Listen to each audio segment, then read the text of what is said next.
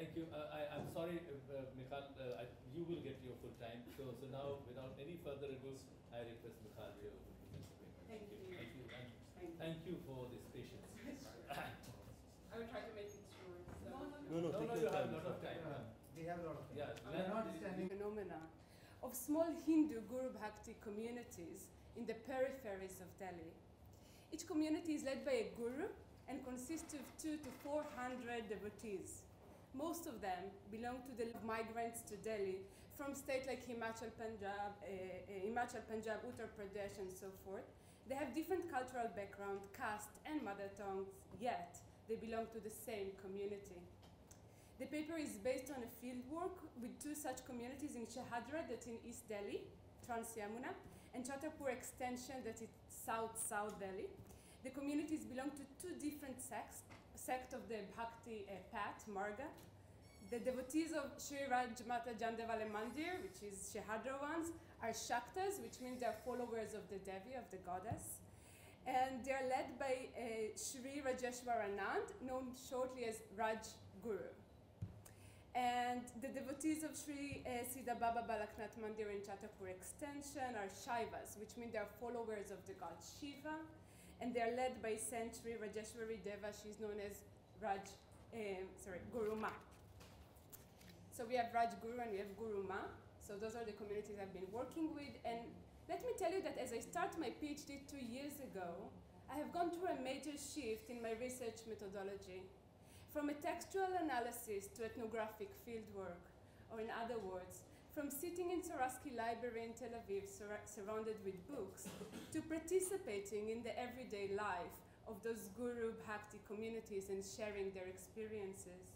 As it happens, I brought with me to the field my gurus, professors, hours in classrooms, library books, and my own ideas about what is Hinduism, Bhakti, gurus, and so on. As much as I take part in the different events and activities of the communities, such as weekly gatherings, rituals, and special celebrations, I get to broaden my understanding of the acquired knowledge. In this paper, I wish to demonstrate this process through a contemporary manifestation of one of the main characteristics of Bhakti, the singing of bhajans, devotional songs. As Karen Francis, Christian Noveski, and others argue, Bhakti is a religion of participation. The Sanskrit root of the term Bhakti, Bhakta, which is a devotee, and Bhagwan, which is God, is bhaj, that is, to share, to practice, to engage, to experience. The scholar John Satan Howley importantly notes that it is also the root of the action noun bhajan. Therefore, the act of bhakti, of participating in a community, and ideally participating in the divine, is done by performing and singing bhajans, those songs. In the existing literature on the Northern Bhakti tradition, bhajans are mostly associated with poetry and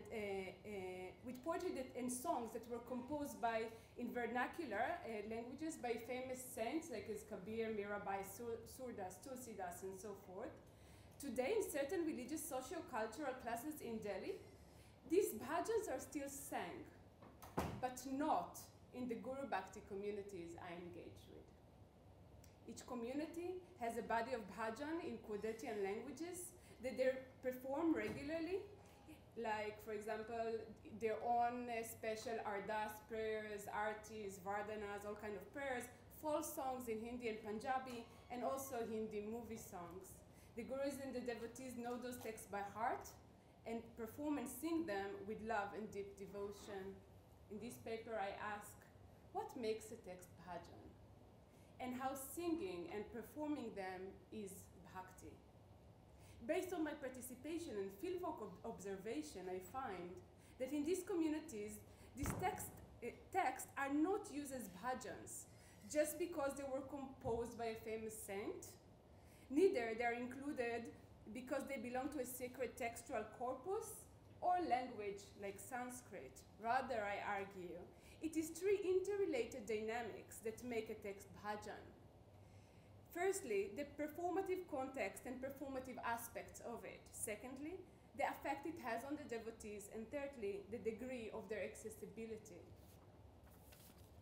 The main ritualistic platform of the communities is satsang, that is, a public gathering of devotees in front of their guru and God for the celebration of bhakti, a bhakti mela. In the community of Shahadra and Chatarpur, satsang happens at least once a week for 2 to 3 hours in the guru's home, which function as a temple, a darbar, a gathering hall, and an ashram.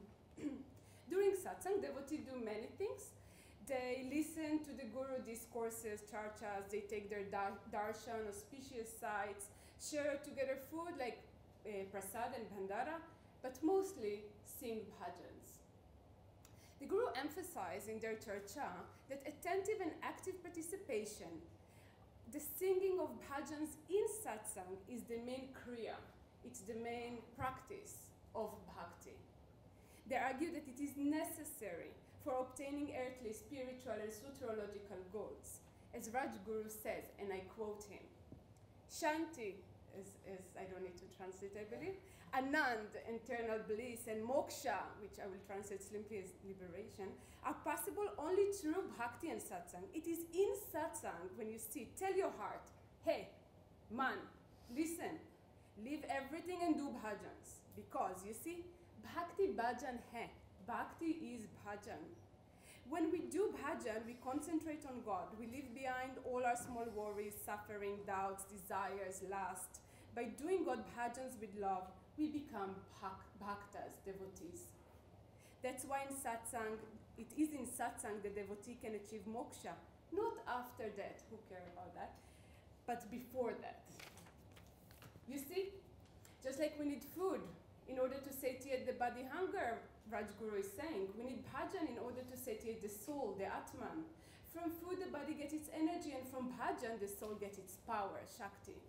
In the way we need food for a healthy body, the act of singing bhajans is needed for healthy, happy, and contained heart. Similar argument is proposed by Guru Ma from the other community through a more contemporary metaphor. She says, and I quote, remember, in the same way we need to charge a discharged phone battery in order to reuse it. We need to charge our body battery, the atman, the soul, the man, the heart. What kind of charger we need for the soul and the heart? Bhakti, satsang, and bhajans. By doing satsang, doing bhajans, the heart is spirited and joyful, and each cell of our body is blooming. The heart, she continues, of those who fully participate in satsang does not follow useless thing. The satsangis walk on the right marga path and achieve moksha apne up on their own. It seems that the centrality of bhajans in the community's practice of bhakti is related to an emotional effect they have on the guru and the devotees. According to the existing literature, the aim of performing and singing bhajans is to evoke bhav, an emotional experience of the divine. Bhav is a connecting medium between the one who experiences, the devotee, and that which is to be experienced, the God. The act of singing bhajan creates a personal and mutual exchange of emotions, which establish an active, intimate, two-sided relationship between the devotee and their God. In Shahadra and Chatarpur, the guru and the devotee use any text and composition that generate in them bhav. They associate this feeling with the emotion of love, faith, and surrendering to the guru and God. As the lead bhajan singer and dolak master of Guru Ma told me, and I quote, whenever I sing bhajan, I drown in this bhav, and direct paramatma se link ho jate hai, and I get a direct link to God. For Rajguru, this ability of song to arouse bhav is why they are bhajans and why they are as sacred as the old Sanskrit text and even more potent than them. He says, and I quote, all these things that are written in Sanskrit, Veda, Shastras, Jobhi, their essence is bhajans. Just like the juice of a fruit is more potent than the fruit itself, those bhajans are the most beneficial. They're the giver of kalyan. Why? Because bhajans are in simple, childish language, which is the language of emotion. They give you a feeling of bhakti and love. They connect me to God, to the Devi, to my guru, not only me, every devotee. As Rajguru explains, a text can have this kind of emotional effect only if the devotee comprehend it, relate with it, and able to participate in it. As much as the text is simple in terms of lyrics and melody, it invites more devotees to partake in it. When a devotee makes a text, his or her own, the wanted bhav arises. It is not completely surprising that in Rajguru community in Shahadra, more than any other text, love songs from old Hindi movies are used. Although I was quite amazed when I first heard songs like Ek Radha, Ek Meera, Satyam Shivam Sundaram, Admi Musafir Hai, Hansate Hansate, Tuhi Meri Mandir, and so forth. Rajguru regularly sing them and often quotes lines from them. On the first day of Navratri, by the way, we are on the 4th day of Navratri today, so Happy New Year and Happy Navratri. On the first day of Navratri 2016, during his pravachan speech to his community, Rajguru spoke about his preference for old Bollywood or Hindi love songs. And he says, those are not songs, all of them are bhajans. They are fully adhyatmic, spiritual, dharmic, religious, and pavitra, pious. They express my deepest feeling. When I sing them, immediately I become emotional and I start crying. After saying this quote, Rajguru addressed the Devi, "Hey, Matarani," and start singing Lata Mangeshwar and Muhammad Rafi love song from the movie Izzat of the 1960. Ye dil tumbi kahi lagta nahi hum kya kare. This heart doesn't indulge in anything without you. What shall I do? Immediately, the whole community passionately follows his singing, and some even dance. Let's see it.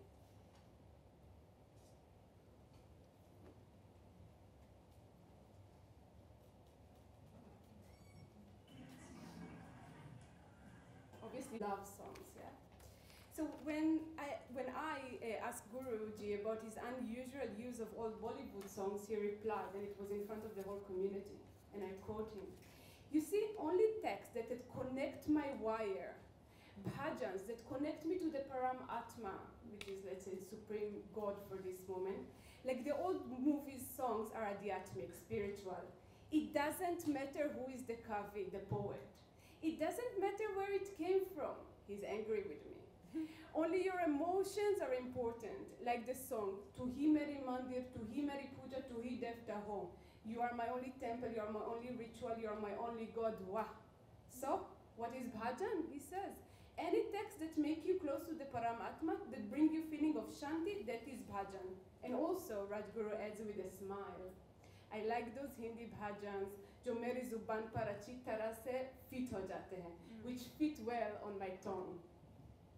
What is noteworthy here is that the devotees and these bhajans share a common language that facilitates a known words of symbols, metaphors, and idioms.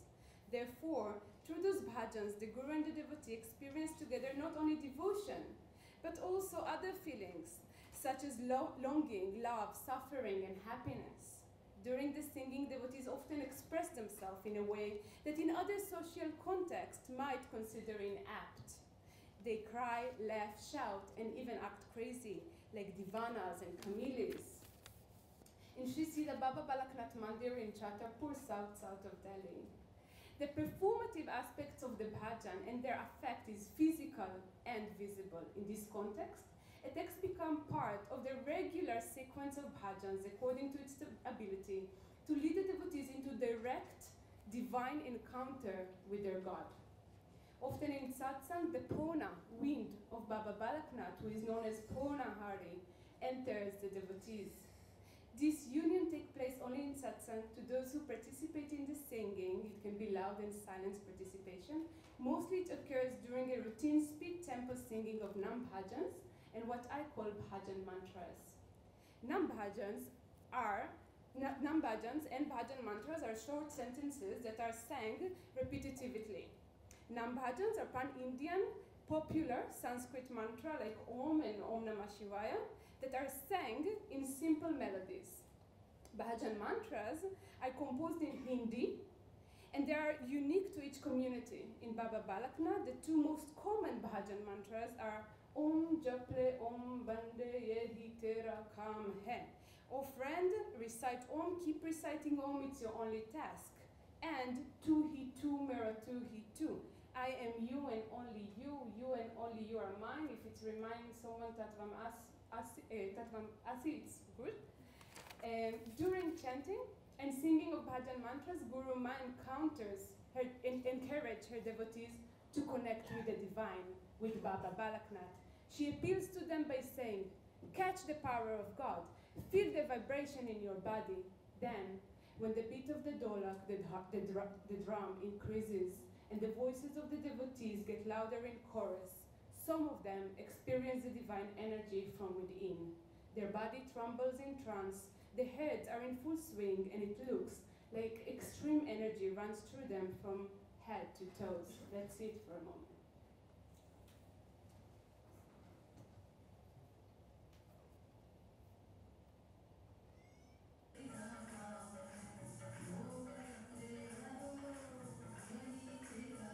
When the Purna wind of Baba Balaknath enters a devotee.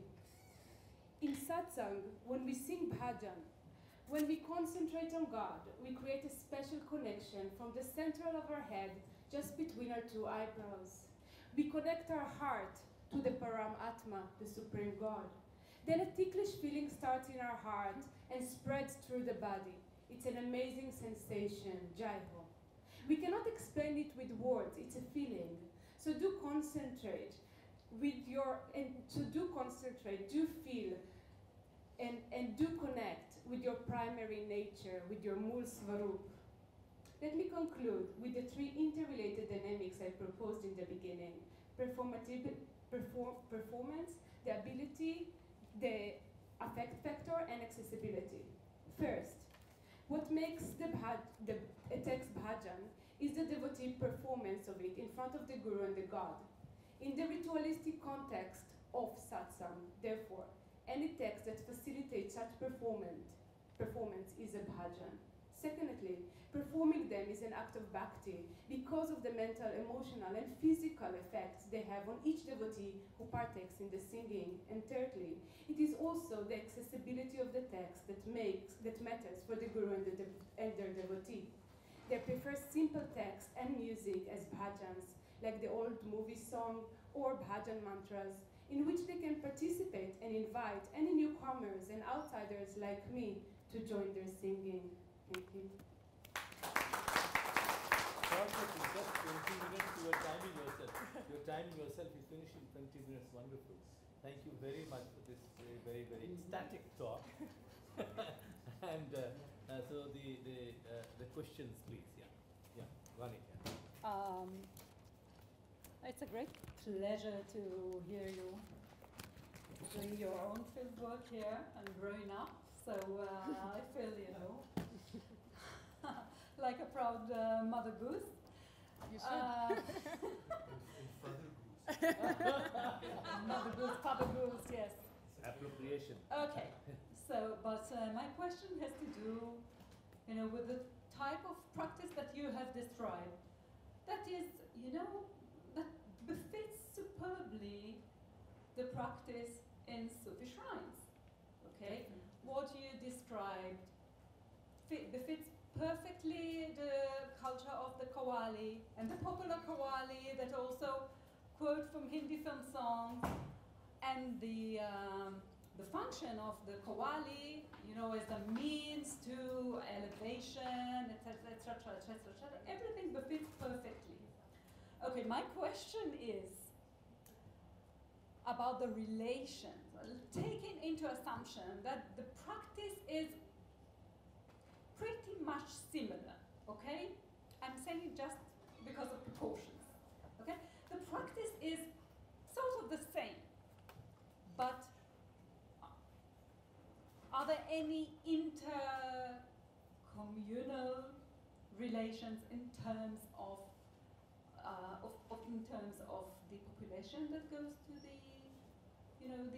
venues that you visit? As you know, Sufi dargahs are the most central of them are target. Many pilgrims of all denominations go to Sufi Dargah and practice, the same practices. And especially what you described in the bhajans is befits the framework of dhikr, of remembrance, okay? Through music, through movement, through, I wouldn't say ecstasy, but through the total experience that is aimed to. So, okay, apart from the framework, let's say are Muslims invited? If they come, are they welcome? Is there an acknowledgement of the similarity in terms of practices? Thank you. That's it.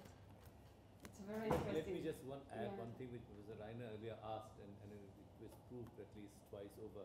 That, of course, it is true that men go to work during the daytime. They won't, but most of the time we find over 90% of the audience is women. So that is another angle to look at in your ethnographic study, not necessarily for the bhajans and bhakti. I will answer those two questions. So first of all, Ronnie, yes, obviously there are so many similarities. It's not only in Shaivas, we see it in Vaishnava, we see it in Shaktas, more vernacular traditions of bhakti.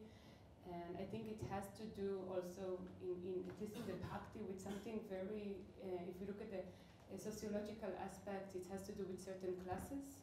Yes, I think of course. it's belong more to the lower classes. And I can tell you what devotees told me, that before, and when they say before, interestingly, they mean before the time of the BJP. Before, we used to get Muslims.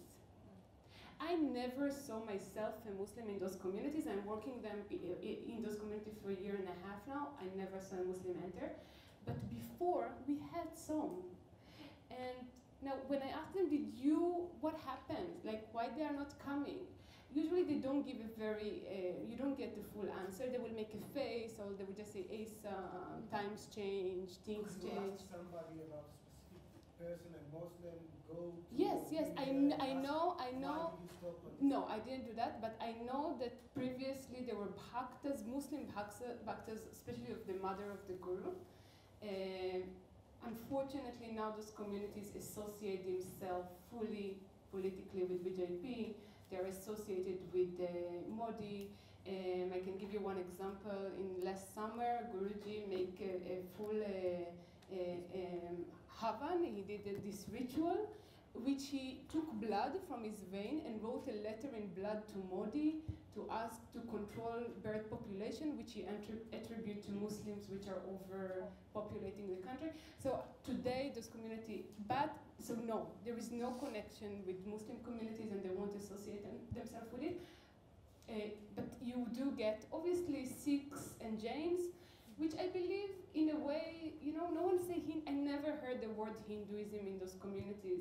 It's Hindu Dharma, Sanatan Dharma, and in those words, phrases, you get inside Sikhs and Jains automatically. Not Sufis, not Muslims.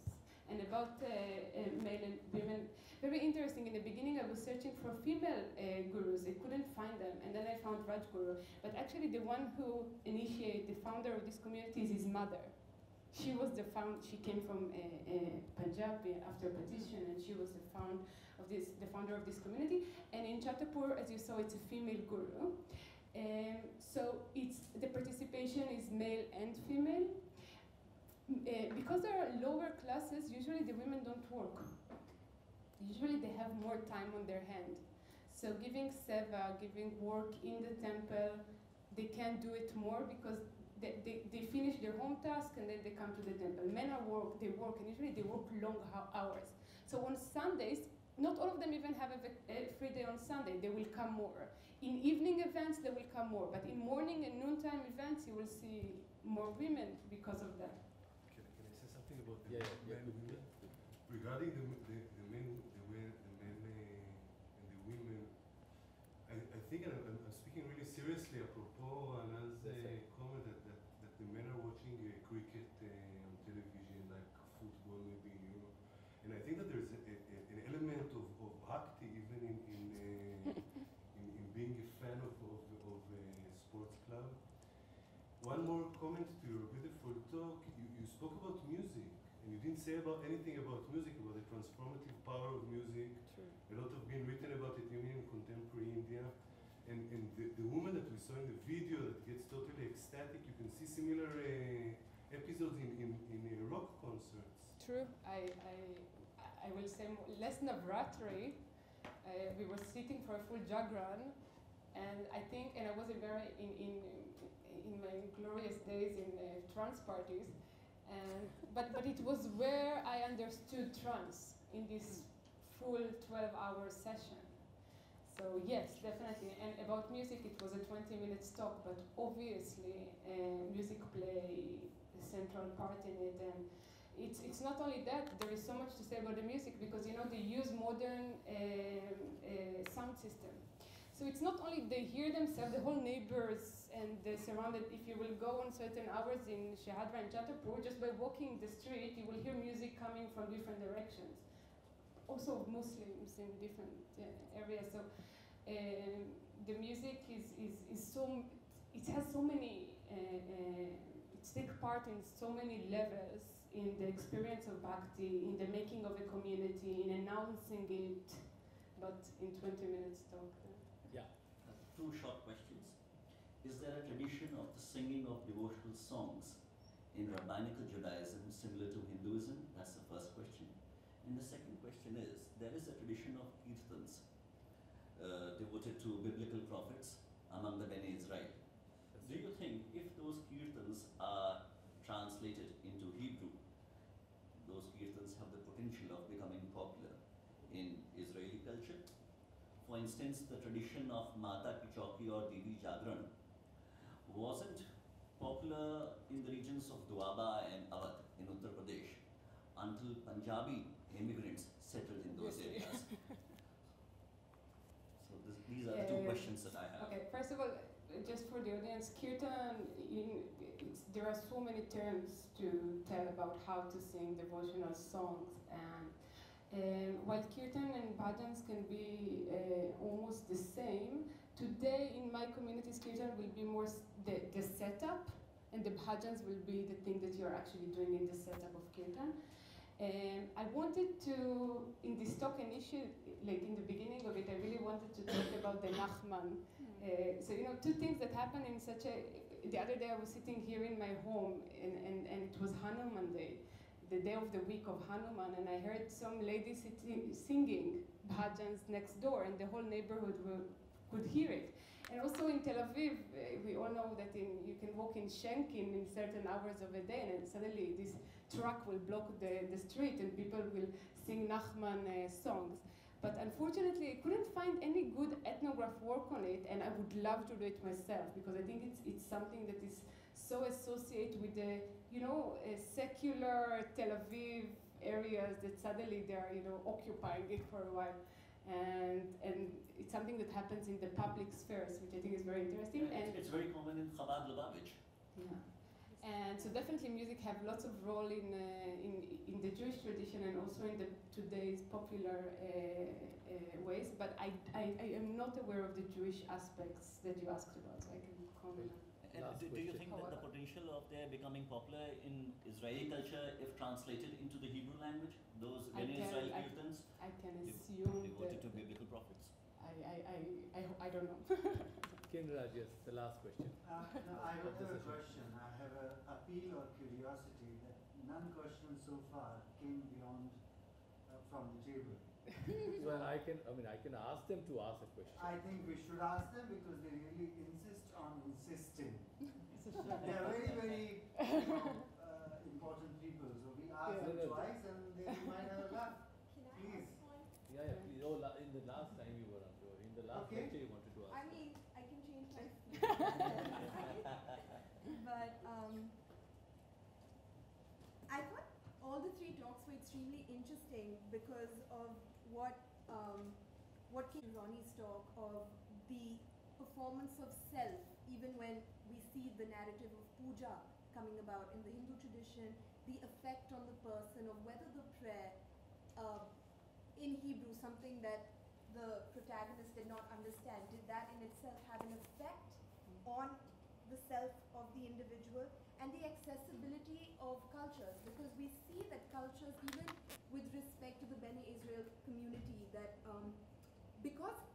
culture which is the majoritarian culture is the most accessible one in one form or another. Even with the BJP rule, we see that institutionalization happening at one level. That has also facilitated a change. But more so, I feel like one interesting idea was, and one interesting difference, I think, in response to your question also, between Qawwalis and Sufism and Hinduism, is that Sufism refers to an immanent God, one which is always residing within us, and through this practice of bhajan and bhakti, the idea of calling the God within an individual, or experiencing an intermittent energy. And so it is, so I think Qawwali also, this idea has now been appropriated by cinema as a depiction of the exotic Indian culture, which is now, I think, distorted the idea in itself. But the interesting line from your presentation about you don't just look at somebody, you don't look at someone, you look at things from their eyes. And the inward looking at the self through Bollywood songs, and adopting the lens of the Guru to see why it meant so much to him. I felt like all the three talks were extremely connected and I'm so glad that you did my job. I should have done it and you should have just spoken at the end. Thank you so much. Yes, one very last question. Kinaraj, I'm sorry because there is no hands going up, and I can't simply walk up and say you stand up. Yeah, and if only all the questions about the papers that have been presented here have been exhausted, because this is a completely unrelated topic and it's directed at this chair. Sorry, okay. Professor, I was just curious about, I'm an outsider, I'm a journalist, and I have no how can a journalist be an outsider? They are all always insiders. See, a journalist, I described once a journalist, I apologize to you for intervening, that a journalist is someone who wears a heavy, deep diving suit and enters a room full of people to find out what they are doing. Yeah. we just do paddle in the shallow waters. Nothing more than that. He's a former journalist. Yeah. Oh, okay. Very good. No, I'm curious about something very, very different. We have papers here on culture, on literature, and all that aspects of the Jewish life, both in India and in Israel and all that. But I was wondering, has there been any study being done or are being pursued in India or anywhere about the political life of the Jews in India? We have so many communities. You have the Beni Israelis, you have the Baghdadi Jews here, you have the Cochin Jews here, and their history goes back thousands of years. But have there been any serious studies being undertaken on the history of the political life of any community? And also, we should not forget that India has been once ruled by a Jew. Lord Reading, the Viceroy, was a Jew. Was there any kind of political aspirations being raised even at that time of communicating with the empire at a different level through the Jewish identity? So I was. It's a brilliant question, but I have no knowledge. So, and I'm constantly being saved from my left and right. So as she simply paraphrased and reproduced all the three talks beautifully, here is perhaps the answer coming from. The Jews in India were always very conscious of their minuscule numbers, their numerical insignificance. So they did not want to draw any attention to their community, which explains their absence in the Indian politics. So they never had any political aspirations. Except the hero of 1971. Well, Politics. That will fall in the category of politics. That's it. And a war hero. Right. Yeah, so, but I think it's a very good question to find out whether some work is going on in this. Kerala. So we had local mythologies about there having been a Jewish a monarch or a king or a chief there in south of Parur and further south of Aleppi and all that. But after that we haven't heard anything. Well, we do come across this figure of Joseph Rabban. Yeah, That's right. And he was certainly a very prominent figure, and that is also true that outside of Israel, if there is a place where Jews came to virtually rule over a territory, that was Cochin. They enjoyed great privileges there, and they continue to enjoy those privileges until the state of Travancore merged with the Indian Union. For instance, one of those privileges was that they were completely exempt from all taxes, including house tax. So one can say that they were virtually rulers of the territory that they inhabited. Okay, thank you so much. Thank you, first of all, to the speaker.